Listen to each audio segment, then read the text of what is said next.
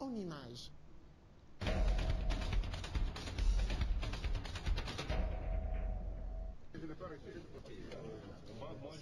La population congolaise doit attendre de cette réunion, particulièrement la population de Dékassai, c'est que le processus des financements de la construction du barrage du Grand Katende, il est en route et qu'il est irréversible.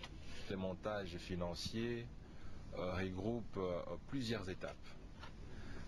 À la fois du côté du bailleur, mais aussi du côté du client, dans les cas d'espèce la RDC. Il y a un certain nombre de critères, un certain nombre de préalables qui ont déjà été réalisés, et ils sont les plus nombreux. Nous sommes vers la fin pour pouvoir réaliser quelques critères supplémentaires que le gouvernement, sous le leadership du président Kabila, s'attend à pouvoir réaliser afin que la mobilisation des fonds puisse se faire très rapidement. Donc aujourd'hui, ensemble avec le ministre de l'Énergie, notre ambassadeur auprès du gouvernement indien, avec les experts, nous venons de passer en revue l'ensemble des conditionnalités pour un déboursement rapide des ressources destinées au financement de la construction du Grand Katende. Techniquement, d'abord au plan financier, mon collègue ministre des Finances vient de dire que tout était déjà signé, tout était déjà bouclé. Maintenant, au plan technique, vous avez suivi que le chef de l'État a été posé la première pierre de la centrale hydroélectrique de Grand Katende. Donc vous voyez bien que c'est un projet que nous gérons en parfaite synergie avec le ministre des Finances. Donc ce qu'il a dit, je suis complètement d'accord avec lui.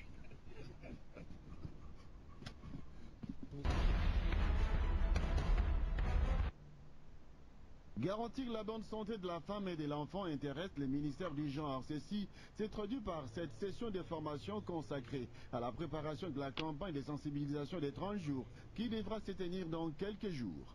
Déjà, la formation des formateurs sur terrain a débuté ce mardi dans la salle polyvalente au cabinet de ce ministère dans la commune de la Gombe.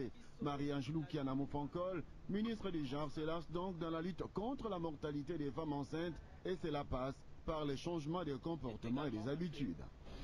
Après cette formation, nous allons lancer la grande campagne. On va les outiller et elles vont passer dans les rues, les avenues, les maisons, les communautés pour vulgariser les gestes qui sauvent. Pour le but d'informer et sensibiliser suffisamment notre population, que ce soit les femmes que les hommes, pour qu'ils maîtrisent quels sont les gestes qu'il faut faire, quelles attitudes il faut avoir quand une femme est enceinte. La formation des formateurs est garantie par les nationaux en collaboration avec le ministère de la Santé publique. Du 27 au 29 décembre 2011, 50 participants devront donc apprendre les éléments de base pour la sauvegarde de la vie d'une femme enceinte.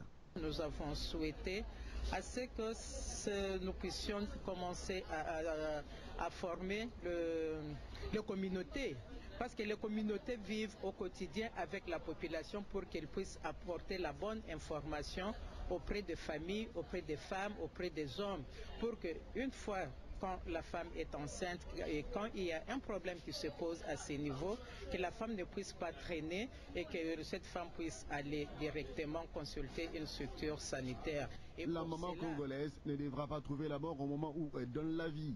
Grâce à cette formation, le taux de mortalité devra donc être revu en baisse au fil des années.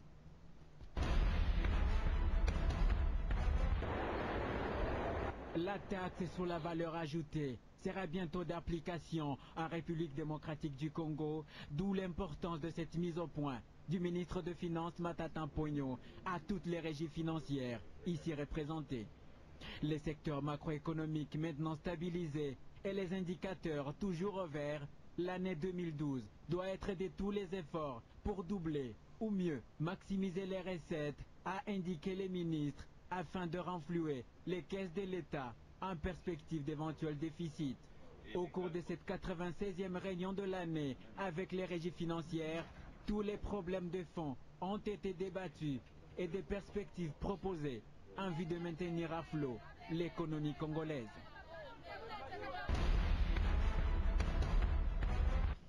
C'est l'offre qu'on nous a donnée par la communauté internationale qui nous a accompagnés pendant le travail et qui nous a donné l'offre additionnelle. Et nous avons pris ça de bonne foi.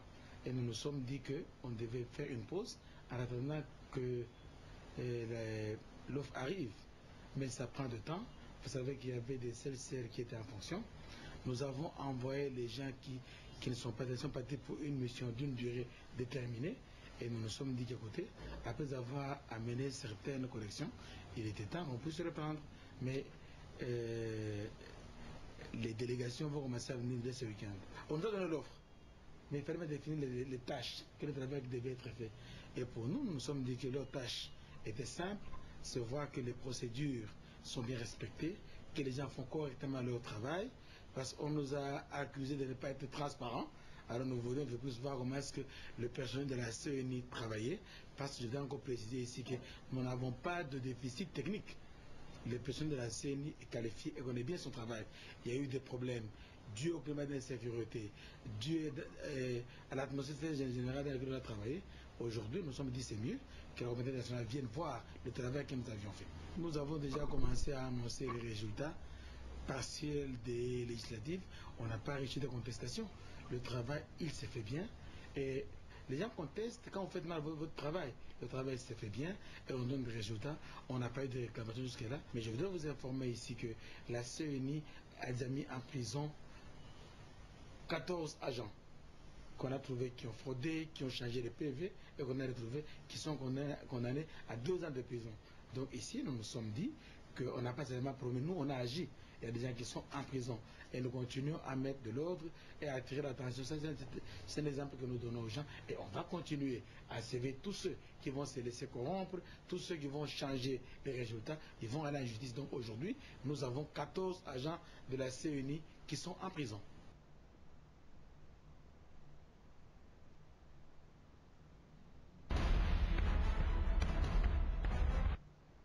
L'UDPS serait-elle en train de rechercher une diversion pour contourner toutes les accusations qui reposent sur elle? Il y a peu, ces combattants ont été cités dans l'assassinat des 6 militants du Palou, récemment inhumés, et d'un pasteur de l'église kimbanguiste. Est-ce pour une fuite en avant de ses responsabilités que le parti de Tshisekedi se décide de saisir la justice? S'agit-il de la justice congolaise qui hier n'était pas reconnue par ce parti politique, ou d'une autre justice à laquelle elle ferait allusion? Cette plainte, qui serait déposée par son secrétaire général Jacques Chabani, condamnant le cambriolage de leur siège social, serait-elle le mobile justifiant cette requête? Quand on lui avait demandé de porter l'affaire, le contentieux devant la Cour suprême, l'UDPS avait refusé. Donc moi, je trouve mal aujourd'hui qu'ils recourent encore à cette justice qu'ils ont niée, et aussitôt aujourd'hui, ils vont encore recourir à cette justice. M. Tshisekedi, c'est aussi un homme des droits. Il a fait aussi le droit au niveau de l'UNIKIN, il est reconnu. Donc il ne fait pas marcher contre les droits, c'est impossible. Comme président de la République, et déjà publié au niveau de la Cour suprême, nous laissons le président travailler. Donc que l'UDPS cesse. Donc ici en RDC, nous ne voulons pas que le sang coule. Il est temps maintenant de reconstruire notre pays. On a vu le discours de notre président de la République. Il a très bien déclaré qu'il est là et il attend de travailler avec n'importe qui peut l'accompagner pour la reconstruction de notre pays. La République démocratique du Congo, pays en voie de développement, n'a plus besoin de discours incitateurs au désordre, mais plutôt des œuvres qui offrent aux Congolais un avenir radieux.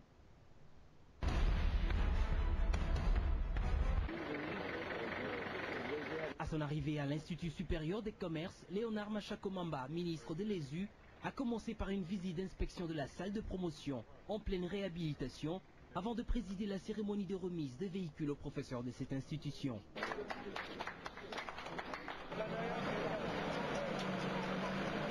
Dénouement heureux d'un projet vieux d'un peu plus de 10 mois dont l'objectif est l'amélioration des conditions de vie des formateurs, de futurs cadres congolais. Aujourd'hui, c'est un rêve qui devient une réalité. C'est une vraie Noël, c'est une vraie fête de bonne année.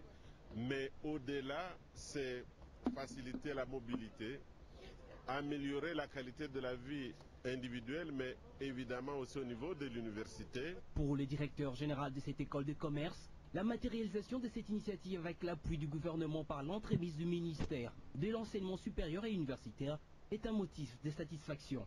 personnellement, je suis vraiment très heureux d'avoir concrétisé avec le comité de gestion le projet pour l'ISC. On a promis et on a réalisé. Et ici, je remercie également la banque qui a pu donner ce crédit-là pour nous permettre d'améliorer la qualité des enseignements, la qualité de la formation de nos étudiants, pour permettre aux enseignants d'être à temps et de se déplacer comme il faut.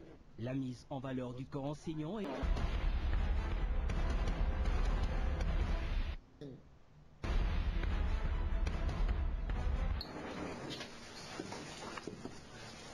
En tête de cette délégation, le président de l'Union pour la nation congolaise Vital Kamerhe, le président des forces novatrices pour l'Union et la solidarité Joseph Olengakoy et le directeur de cabinet du président de l'UDPS Albert Moleka.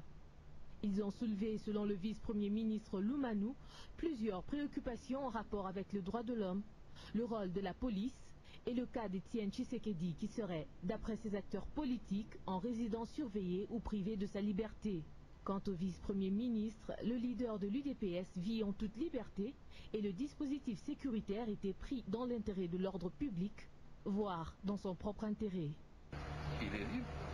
Il est libre. Il n'est pas privé de ce droit. Je vous ai dit que pour des raisons sécuritaires, nous prévenons et nous prenons des décisions qui s'imposent. Et voilà. Adolphe Lumanou a annoncé que ce dispositif serait allégé après l'évaluation des modalités pratiques.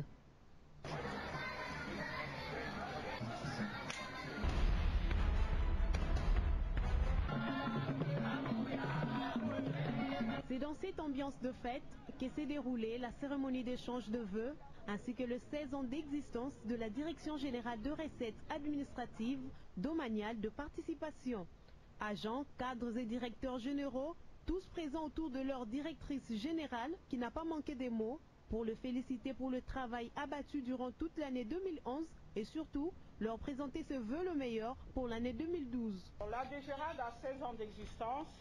C'est la plus jeune des régies financières du gouvernement central, mais elle acquiert chaque année une maturité pour devenir un outil efficace et performant dans la mobilisation des recettes non fiscales au profit du Trésor. Je vous souhaite une très bonne fête, récent exemplaire comme nous le sommes depuis un certain moment. Après cette adresse de la directrice, le vice-ministre des Finances, qui représentait le ministre Matata Mponyo, a remis à titre symbolique un présent composé des 4 minibus à la DGRAD. Mais une régie sur laquelle nous comptons également beaucoup, une régie qui s'est beaucoup démenée dans le cadre de récolte de recettes non fiscales. 16 ans d'existence, l'entreprise veut intégrer pour cette année 2012 le nouveau concept du chef de l'État durant ses quinquennats, à savoir la révolution de la modernité pour assurer le développement de la RDC.